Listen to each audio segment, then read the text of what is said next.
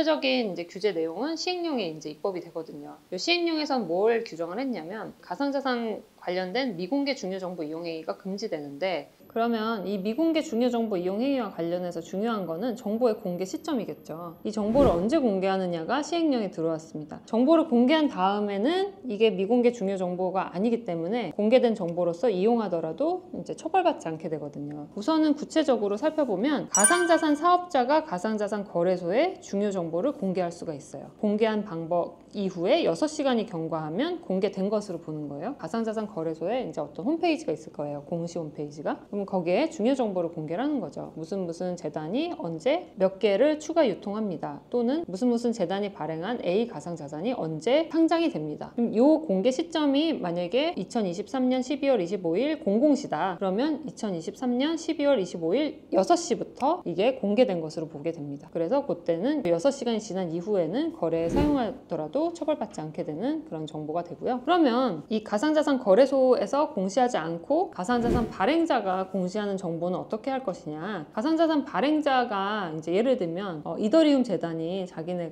홈페이지를 통해서 뭔가 정보를 공개했는데 이것을 중요 정보에 대한 공개로 볼 것이냐라는 게 사실 이제 이슈가 될 수 있거든요. 이것 역시도 공개로 보도록 지금 법의 시행령에서 정했습니다. 다만 이제 가상자산 발행자가 백서를 공개한 그 홈페이지에서 공개가 돼야 돼요. 한번 가상자산 투자해 보신 분은 알 텐데, 예를 들면 뭐 폴리곤이다 또는 뭐 이더리움이다 그러면 이제 화이트 페이퍼가 위에 이제 배너 중에 이제 있는 경우가 있어요. 그럼 그 홈페이지는 거기에 정보를 공개해도 된다는 거겠죠. 그 홈페이지에 정보를 공개하고 공개됐을 때 하루가 경과하게 되면 24시간이겠죠. 그 정보는 공개된 것으로 본다는 거죠. 그렇지만 이제 다만 전제가 있어요. 적어도 최근 6개월 동안 이 지속적으로 어떤 정보가 공개되고 또 백서도 업데이트 됐던 그 홈페이지를 의미합니다. 그래서 만약에 최근에 한 3개월 전에 백서를 공개한 홈페이지가 바뀌었는데 과거에 정보를 공개하던 그곳에서 9개월 전에 공개를 했던 게 마지막인 홈페이지에 새로 정보를 또 공개했다. 그럼 거기는 해당하지 않는 거죠. 지속적으로 최근 6개월 동안 가상자산 관련된 정보가 계속 공개된 그 홈페이지만을 여기서 말하는 가상자산 발행자가 공개할 수 있는 장소로 규정을 하고 있다라는 것이 한 가지고, 또 중요한 거는 이 경우에는 6시간이 아니라 1일이 경과한 이후부터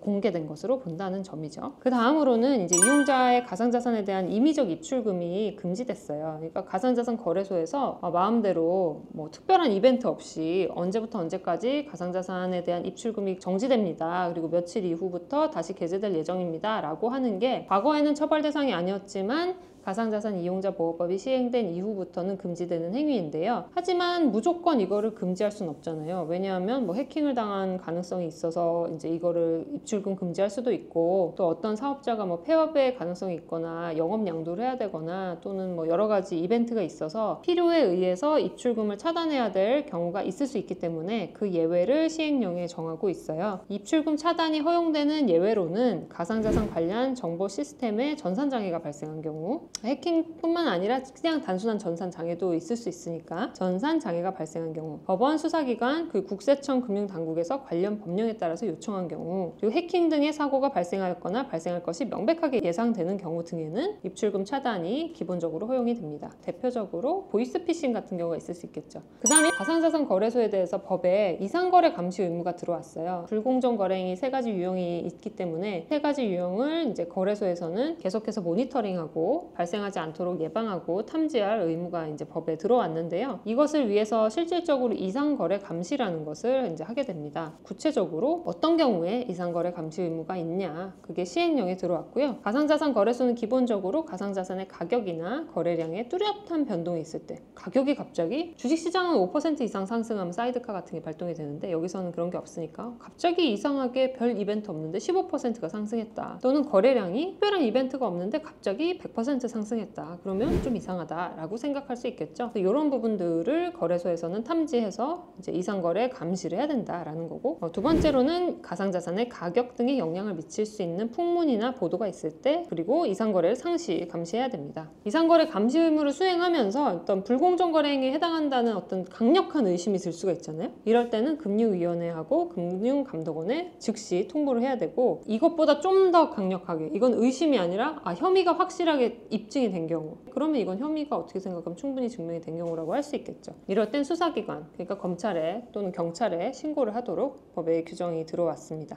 12월 11일부터 내년 1월 22일까지 입법 예고 기간이에요. 이 입법 예고 기간이 지나면 2024년 7월 19일부터 시행이 되게 되고요. 이 시행되는 사이에는 법제처 심사, 차관회의, 국무회의 의결 요 절차를 거쳐서 시행이 되도록 되어 있습니다. 입법 예고 기간에는 무엇을 할 수 있냐? 이 기간 사이에는 이해관계자들, 그러니까 뭐 사업하시는 분일 수도 있고 뭐 그런데요. 그런 가상자산 사업자들은 의견을 제출을 할 수가 있게 됩니다. 그래서 이 부분을 이제 참고를 해주시고 제출하는 기관은 금융위원회의 금융혁신과다라는 점이고 그 부분은 이제 보도자료를 한번 보시면 나와 있으니까 확인이 가능하실 것 같습니다. 이것을 배포하면서 Q&A도 추가가 발표가 됐어요. 그래서 그 내용을 한번 조금 살펴보도록 하겠습니다. 가상자산 이용자 보호법은 시행을 하면 앞으로 어떤 것이 좀 나아지느냐? 우선 가장 기본적으로는 이용자 보호를 위한 법이기 때문에 이용자들에 대한 보호가 훨씬 더 강화될 예정이다. 그리고 불공정 거래 행위 규제가 들어왔기 때문에 가상자산 시장의 질서가 좀 더 확립될 것으로 생각이 되어지고요. 그리고 특정금융정보법이라고 해서 과거에 가상자산 사업자를 규율하는 법률이 이미 있었어요. 근데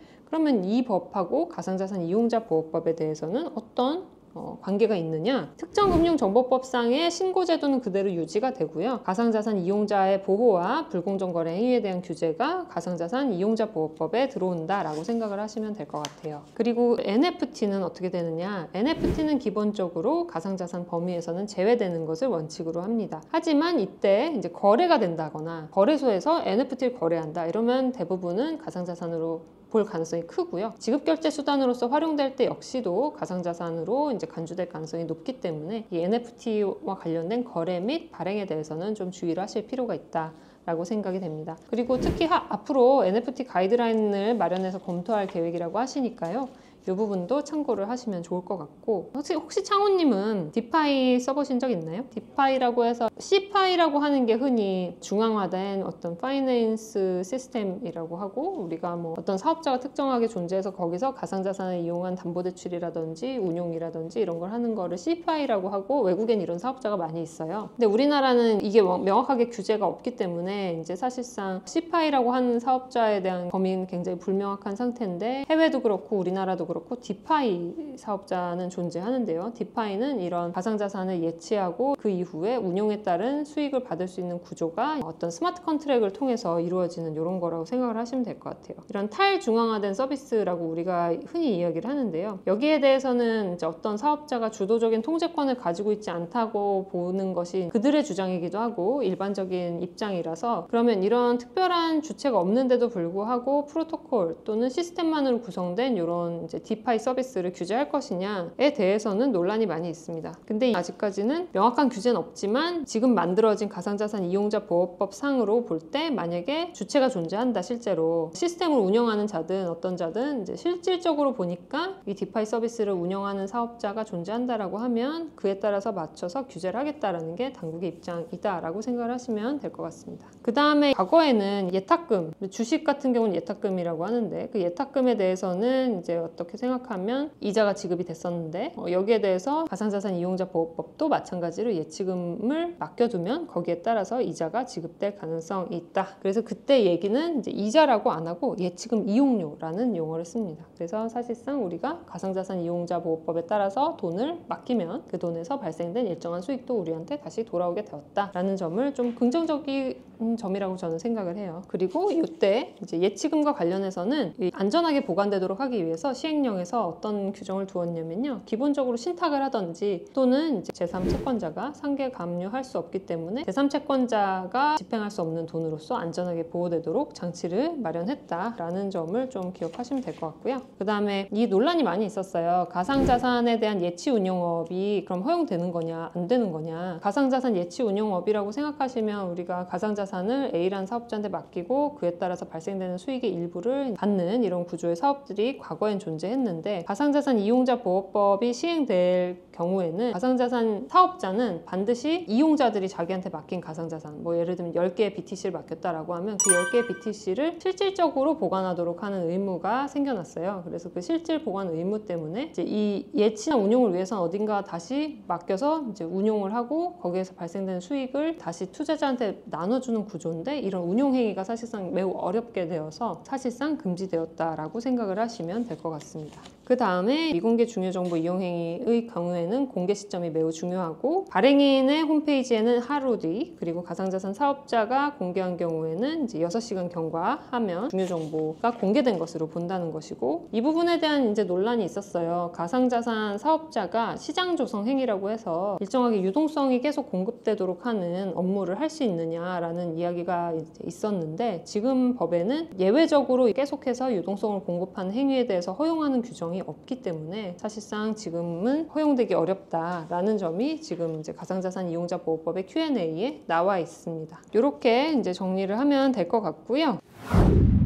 이런 점들을 좀 감안하셔서 가상자산 이용자 보호법을 참고하시고, 사업자분들께서는 이런 의무가 들어왔구나, 특히 보험금과 관련된 의무나 준비금 적립 의무가 들어왔고, 내가 이제 원화마켓을 운영하는 사업자면 30억 이상, 적어도 코인만 이제 거래하는 코인마켓을 운영하는 사업자면 적어도 5억 원 이상의 적립 의무 또는 이제 보험 가입 의무가 생겨났다라고 생각을 하시면 될 것 같고, 기타 이제 가상자산과 관련된 중요 정보를 반드시 공개해야 되는 의무가 이제 거래소 또는 발행자에게 도입이 되었다라는 점 등을 감안하시면 좋을 것 같고, 그 이용자의 예치금을 받았으면 예치금에 대한 이용료도 지급할 의무가 규정되었다는 점을 생각하시면 좋을 것 같습니다. 그래서 이렇게 가상자산 이용자 보호법 시행령과 감독 규정에 대한 간단한 설명을 드렸고요. 가상자산 시장에 투자를 하시는 이용자분들, 쉽게 이해하면 투자자겠죠. 투자자분들께서는 이런 법과 시행령 그리고 감독 규정이 들어오면서 조금 더 이용자들이 많이 보호될 수 있는 그런 시장이 될 것으로 기대를 하셔도 좋을 것 같습니다. 그래서 오늘 제가 준비한 내용 여기까지고요. 한번 살펴보시고 많은 도움 받으셨으면 좋겠습니다. 감사합니다.